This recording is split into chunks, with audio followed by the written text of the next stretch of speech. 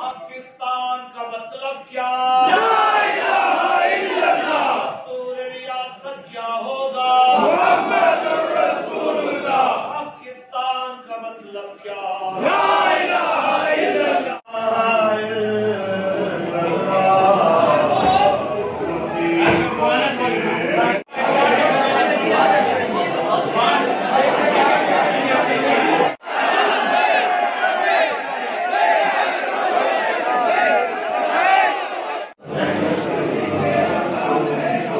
गरीबी में हूँ महसूदे अमीरी, गरीबी तलाश में है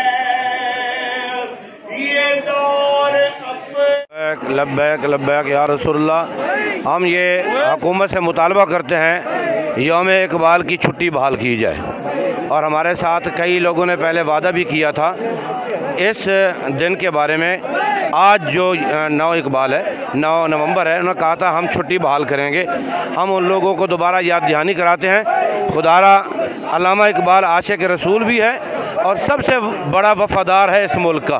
तो इस मुल्क का जो सबसे बड़ा वफ़ादार है, शायर मशरक़ है और मुसव्विर पाकिस्तान है, उसकी छुट्टी बहाल की जाए। लब्बैक का ये मुतालबा है हुकूमत पाकिस्तान से।